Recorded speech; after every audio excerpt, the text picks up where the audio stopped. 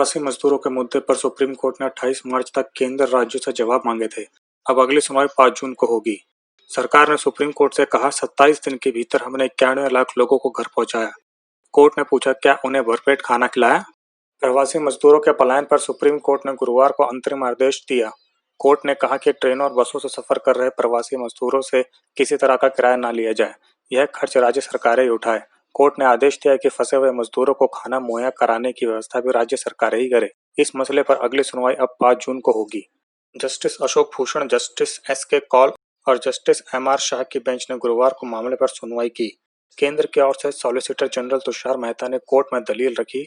इस दौरान बेंच ने 4 आदेश दिए और 4 टिप्पणियां की। कोर्ट के 4 आदेश। सुप्रीम कोर्ट ने कहा कि ट्रेन और बस से सफर कर रहे प्रवासी मजदूरों से कोई किराया न लिया जाए। यह खर्च राज्य और केंद्र शासित प्रदेशों की सरकारें उठाएं। स्टेशनों पर खाना और पानी राज्य सरकारें मुहैया करवाएं और ट्रेनों के भीतर मजदूरों के लिए ये व्यवस्था रेलवे करे।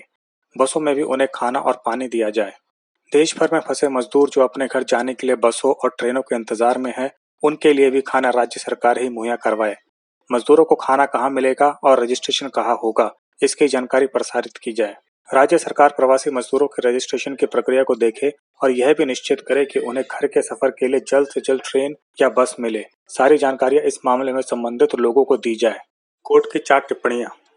प्रवासियों को खाना पीना देने में खामियां देखी गई।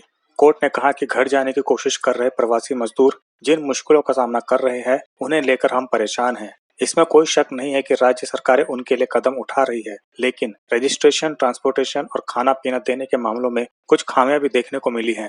सफर में यात्रियों को भरपेट खाना मिला। केंद्र सरकार की ओर से सॉलिसिटर जनरल तुषार मेहता ने कहा कि राज्य सरकारों से कोऑर्डिनेट कर प्रवासी मजदूरों को स्पेशल ट्रेनों और बसों से उनके राज्यों में पहुंचाया जा रहा है। 1 मई से 27 मई तक 91 लाख मजदूरों को घर पहुंचा दिया गया। इस जवाब पर कोर्ट ने टिप्पणी की, क्या यात्रा में उन्हें भरपेट खाना खिलाया गया? प्रवासियों को खाना मिलना ही चाहिए। सुप्रीम कोर्ट ने पूछा क्या प्रवासियों से किसी भी मौके पर टिकट के पैसे मांगे गए?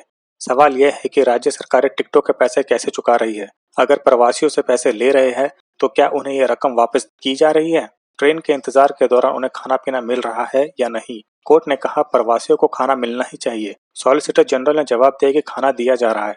कई जरूरतमंदों को कोई फायदा नहीं मिला। सॉलिसिटर जनरल ने कहा कि हर रोज करीब 3.5 लाख प्रवासियों को उनके राज्यों में पहुंचाया जा रहा है। सरकार ऐसे सभी प्रवासियों को उनके घर पहुंचाएगी। अदालत ने इस पर कहा बहुत से जरूरतमंद लोगों को फायदा नहीं मिल पाया है। सुप्रीम कोर्ट ने सरकार से 28 मई तक जवाब मांगा था। अदालत ने इस मामले में मंगलवार को स्वतः संज्ञान लिया था। सुप्रीम कोर्ट ने कहा था कि मजदूरों की हालत खराब है, उनके लिए सरकार ने जो इंतजाम किए हैं वो नाकाफी है। कोर्ट ने इस मामले में केंद्र और राज्य सरकार को नोटिस जारी कर 28 मई तक जवाब मांगा था। उत्तर प्रदेश और देश की हर खबर को जानने के लिए देखते रहिए दैनिक आज, हर खबर आप तक। हमारे चैनल को सब्सक्राइब करें और अपना महत्वपूर्ण कमेंट सेक्शन में जरूर लिखें। धन्यवाद।